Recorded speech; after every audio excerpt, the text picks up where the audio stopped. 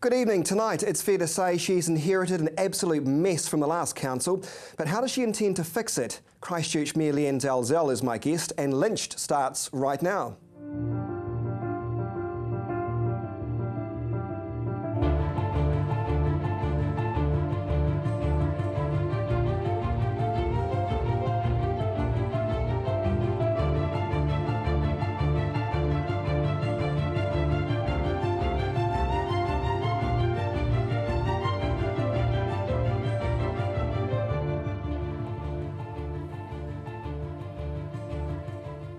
Thanks for joining us. Christchurch Mayor Lynched shortly, but first, this week's memo to Christchurch.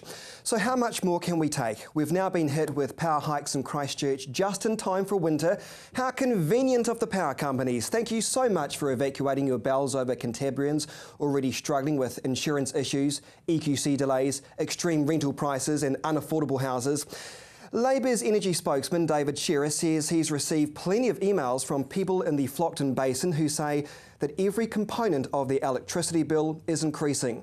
And this comes at a time when many are still dealing with the effects of one of nature's worst floods in living memory, right here in Christchurch. Genesis, of course, is blaming Orion for the increases, with an average family now paying about $200 more a year. Another company, nearly $400. That's a 8.4% increase. Now, Genesis, of course, claims the increase reflects, listen to this, a variety of costs, including generation and transmission costs, metering charges, and, quote, our own business costs. But energy expert Molly Mollish told News Talk ZB power companies routinely increase their prices around this time of the year. It's true, don't they? And she says it's time the government acted strongly. She says it's simply cruel companies raise their prices just before winter and questions whether they had any moral compass. Well, of course they don't. But we get what we deserve. Most of these power companies are state-owned enterprises required to provide a dividend to the government. Simple as that. The companies can claim all they like that they're merely passing on the costs from Orion, but when the Electricity Authority is investigating these price hikes, you get the feeling there's more to this story than meets the eye.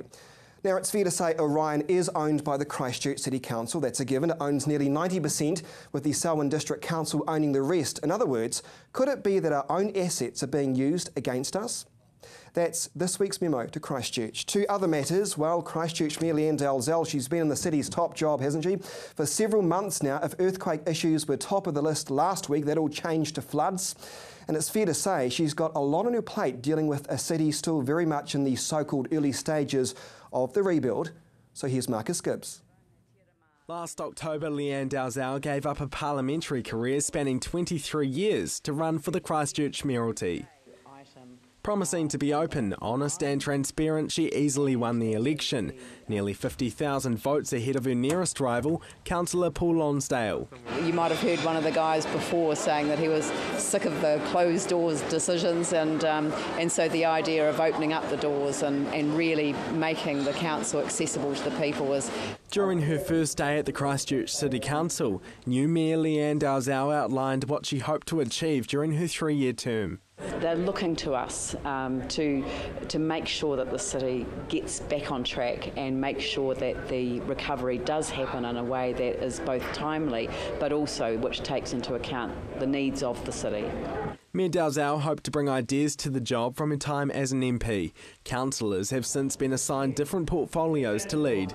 We'll see councillors speaking on issues in their portfolio areas rather than hearing from the mayor all the time. I don't need to be speaking on everything. She went even further, appointing 9 new people to her mayoral offices. That's more than twice the number that former Mayor Bob Parker had. The change is due to new responsibility for mayors to lead the development of their city's plans, including the annual and long-term plans, policies and budgets for consideration by councillors. In addition to a chief of staff and a press secretary, the mayor now has a senior advisor, a community advisor, a visits and ceremonials coordinator, 2 executive assistants and 2 information officers. At the Mayor's State of the City speech this year, she controversially outlined her goals for the rest of her term as Mayor, one of which was to slowly wind down Sarah. It is time to start thinking about what will take its place and how we will transition over the next couple of years, because I think that we need to take ownership of that as a city as well. The Canterbury Earthquake Recovery Minister has since indicated that won't be happening.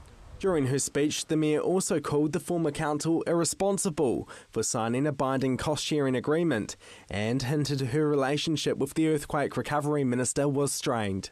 So 5 months into her reign as Mayor, how far has this former Labour MP come?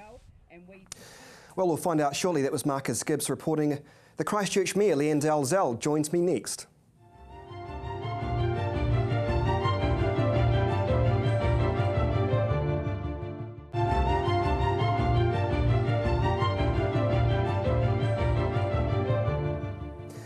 Welcome back to Lynched. Christchurch Mayor Leanne Dalzell is my guest. Good evening. Good evening, Chris. Thanks nice for to joining see me. you. Nice to have you on the program. Nice to be on the show for the first time. So now they can see your reactions to your facial expressions when I ask you questions. That's right. Let's get straight to the value of houses have gone up in some areas by 25%, if not more than that. Is it true or false that if house prices or the value of house prices have gone up by more than 15%, in the next set of rates, people can expect dramatic increase in their rates as a result of these values? And how are they going to cope? Yeah, no, I don't think it works like that. I think that the overall rates bill was set for the city, and then it's divided up across the properties depending on their values. So I don't think that we're going to see the sort of significant rises and falls that people are kind of imagining when they hear the overall value of the properties going up. So the next rate adjustment, it won't be that high then? Well, there isn't an exact match. I mean, if your properties go up in value, then it doesn't mean that you get a matching percentage increase in your rates bill. So I think we're going to have to see how people how the rates bill goes. But look, but that's not now. Though I'm talking about in the next adjustment, like next year. This will be for the adjustment for the 1st of July. So we will see in practical terms what the rates will be from the 1st of July when people get their notice of valuation. Could it be that those who have done it tough, that have moved into new houses and new land, they could be even worse off, couldn't they? Because the value of their homes may be so much more than what they anticipated that they may have to pay more rates further on down the track, or more than what they even thought they probably would. Well, I think that this does create some incentive on the council to look for cost savings. I think in this budget we've worked really hard to stay at the 6.5% that the previous council set for their 3-year plan. And in a way, we haven't focused on trying to drive that figure down. And I think over our term in office, over this 3 years, that's exactly what we'll be trying to do, is to drive down the rate of increase so that people know exactly, what it is going to have, well, what impact it's going to have on them. Well, let's just briefly touch on driving down the costs at council. Is there anything inside council you think you can look at and say, nah, it's got to go? Well, I think we're going to have to seriously look at that. So during the course of this year, we are at the very beginning of the long-term planning process. So the long-term plan is where we set the agenda for the next 10 years. So that's from the 1st of July next year until 2025. Is there something you can see now that you think there's a bit too much fat here, we can get rid of that? Is there anything that you're willing to say right now? No, because we're just going through our annual planning process at the moment for this financial year coming, so from the 1st of July. And we've had a good hard look at things, but really it's the first time that this council has seriously looked at the whole budget, and I think that we will be spending a lot more in-depth analysis or time around setting the agenda, very clearly driving the agenda from the council. So from elected members, we'll be sitting around that table and driving the long-term planning process. We don't think that the council's actually done that before. I think it's been pretty much along the lines of, look, here we are, we delivered this service. If we add the cost of living increase onto it, then we get to here. you know, we knock 10% off, that's what we get. And we don't think that that's a good thing to do. We actually think we need to go right underneath what we do as a council and ask ourselves the basic questions and then consult with the whole community about what those priorities are, and so that we can actually drive real change throughout the council. Well, let's talk about that change, or at least that hopefully non-change of 6.5%, the rate increase. Oh no, we're there for the current year, so for the year to come. But to keep the rates down though, it's fair to say the council is looking at all its core assets, aren't they, and seeing how they can squeeze more money out of them to try and keep rates down. What is the answer then? Well, that is part of it. I know you've got consultants looking at that. We have got consultants, and I know that people sort of, you know, they sort of shudder every time you say we've got consultants. Yes, we do. I do. But the truth is that without that external expertise providing us with the advice about what the options are, then I don't think that as a council we can, you know, look people in the eye and say that we left no stone unturned. Are you confident we can squeeze more money out of these assets? Yes, I am. Because you don't want to sell them, do you? Very confident. No, you've ruled out asset sales. No, we haven't ruled out asset sales, but now I know that what the headline will be. What we haven't done is gone to the conclusion. What we've done is we've asked them to have a complete look at the whole of the of our not just assets. I mean, they're organisational structures that support what we do as a council. Hang on, no, this is slightly changed because no, it's not. Because on the radio you said to me you completely ruled out selling things like the airport, for example. Has that position since changed? No, it hasn't changed. I haven't ever said that I ruled out. I said that what I couldn't see happening was that our core assets, you know, and they were the ports, the two ports, the airport and the seaport, and Orion. Right. And we need that organisational capacity for our city's future. Now, so those will stay. We're not looking at selling those off, are we? We're not looking at selling those off, no. But what I'm saying is that we haven't said to Cameron and Partners, just you go in there and look at these assets. Don't you dare look at these ones in terms of what all the options are. So we want everything on the table. I don't want the government to come to me and say, well, you didn't look at this option. We haven't got an answer to the question why the option we choose is better than the other one. So don't, you know, I don't want to be misquoted on it, but I'm not saying that Cameron and Partners have been given, you know, a really open brief. They are to find out how our council can deliver its responsibility under the cost share agreement and in terms. Well, I'm not exactly sure. I haven't got the full details of that. I want to move on to Sarah. Is it needed? Are they needed anymore, Leanne Dalzell? Well, yes, of course they are. And what capacity, though? Well, because you've almost sort of said in a roundabout way a few times, oh, Sarah, you know, give us our power back, let's get on with things. There's a bit too much duplication. I've only ever talked about sharing, you know, partnership. I've only ever talked about us working together. So what is very Sarah mindful doing? of the fact. What is Sarah's main priority now? What should their focus be? Because they seem to be going out to different, you know, communication magazines, and there's a new website and all this sort of stuff. Has their mandate changed? Well, I'm not as connected to you know their you know ongoing operational arrangements as perhaps people might think, but my view is that Sarah was established you know for a particular reason, which is that Christchurch City, Ngāi Tahu, ECAN, and the other two the other two district councils. They could not do this on their own. So they needed an organisational structure that provided for coordination, facilitation and direction. But now you're the mayor, there's a fresh council by Sarah. But the point that I have, no, it's not by Sarah at all. What we've actually seen is that the recovery strategy that Sarah led the work on has within it a requirement to develop a recovery or a transitional plan for, you know, for the fact that the legislation disappears in 2016. They have to deliver that in collaboration with the strategic partners by April next year. We've got to get on with the job of talking about the transition. Just very quickly, you're confident by April next year they'll be gone? No, I said they have to develop a transitional strategy with their strategic partners for what happens after 2016. Okay, this is a big issue in Christchurch at the moment. It's probably the biggest one that my listeners are always telling me. It's accommodation. It's affordable housing. It's rental accommodation. You go on Trade Me, yeah, there's plenty of houses there, but they're pretty damn expensive. Is this the responsibility of the government? Is this the responsibility of council? I mean, we always hear these new social housing being built. It's not making a great difference. Now the Salvation Army came out a couple of months ago saying this problem could last several years to come.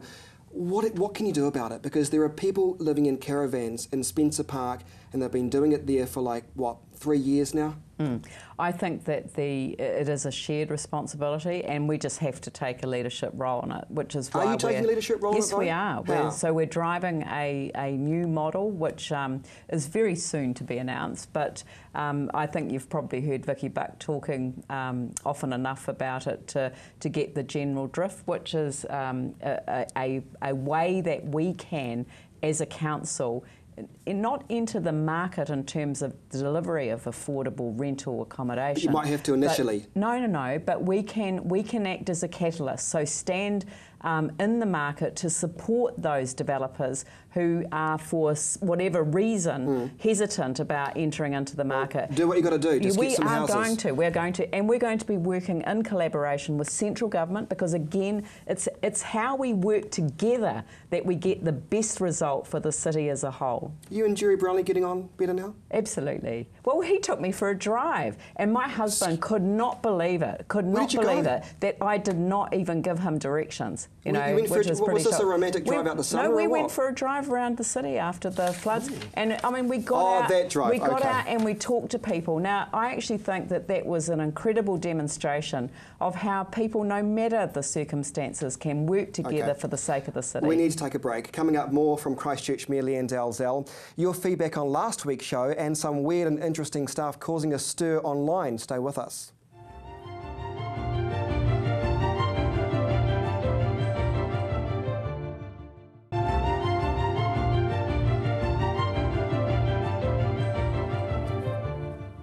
Welcome back. Christchurch Mayor Leanne Dalzell is my guest. Leanne, the anchor projects.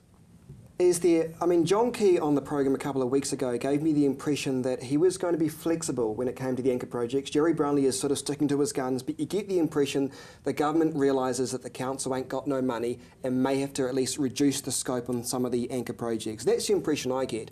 Where do you sit on this issue? Well, I don't think it's a single issue. Anchor projects. It will be case by case. It isn't just one subject. So we're responsible as a council for leading the development of the new City Central Library, which is actually quite exciting. So we're going to be launching that. Might be announcing this here. We're going to be should make the announcement on CTV, actually. We're going to be launching a public conversation about what that library is going to be like. And it's not so much around the design, it's what does it contain? Because a library today is quite different from a library when I grew up. That's true. I mean, when I was a kid, I used to catch the bus into town or down to Papanui, and we would have, there was a library there. I'd bike down to Maryvale, actually it was called St Albans then, to go to the mobile library on a Thursday night, and I would get books, I would borrow books, and I read so much, but I use the library all the time. And that's the difference, isn't it? We use the library every day. We don't use a convention centre or a stadium every day, don't we? But which is why the library is really exciting. The usage of our library in the central city was extraordinary, and of course we have free Wi-Fi, we have all of the access to computers, so people are able to access online even though they may not be online at home. So it has this tremendous potential. So we're going to be asking people what they want in their library, and this is a different way of consultation and almost like collaboration. It's a wee bit like share an idea. Are you disappointed though that this is all very well to have this consultation now about what's going to go in the library, but at the end of the day, Christchurch residents didn't really get a say on most of the anchor projects? Look, it doesn't matter. I love the library. I love the concept. Are you trying to divert here, Leanne Dalzell? No. What I'm trying to say is that we're in charge of that. That is something that we're leading for the city. And we want the city to be involved in what it's like. And that, I think, is a tremendous opportunity. The other one we're leading on is the Performing Arts Precinct. Right. Well, you know, I'm a little disappointed to find out that we've got a Forsyth Bar building casting a shadow in literal and I'll go there with a hammer and let's bring that building down. I'm sick of that building being there, aren't you? But that's the point. It really does it does present another challenge, and I understand the government's position on it. You know, the amount that they're being asked to pay for it is extraordinary. Pull that thing down, I say. Get rid of it. I'll get my hammer out right now. Right. Leanne Dalzell, we're out of time. Nice to see you. Thank you for your time. Thank you very much. Christchurch Mayor Leanne Dalzell, everybody. Plenty of feedback actually from last week's show. You had a lot to say about whether or not to save the Christchurch Cathedral. Plenty of feedback on Facebook. Peter Knowles on Facebook says, if an outside person or group is willing to put up the cash to fund a restoration project, I think it's a good idea. Otherwise, pull it down, move on towards a new Christchurch. Robin Johnson says, I was all for keeping it in the beginning, but now it's time to let it go and move on. And Sarah Shaw writes, what does she write? I want the cathedral restored. There are many wealthy people overseas who have indicated their financial support for restoration, so what is the problem? And that is a fair point, I think. Coming up, your thoughts, or my thoughts rather, on the drug scene in Christchurch. But first, what is causing a stir online?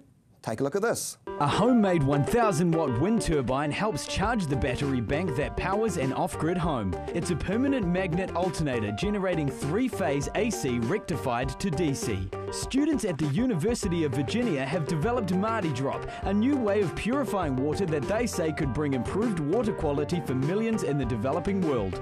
When dropped in water, silver ions are released to purify the water, and testing at the university shows clean, safe water. Jake Lockett shared his progression of artwork from the age of 2 through to 24.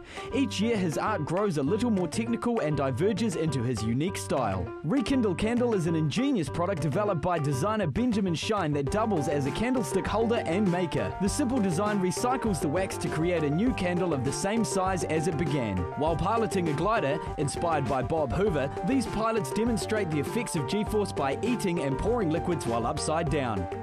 And now a collection of videos from around the internet.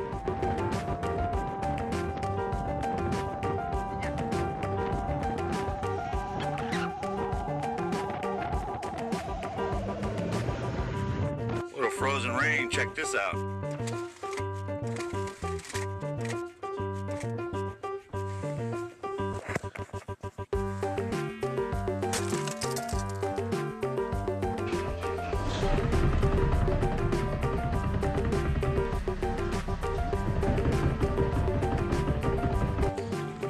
He's got his two flukes there.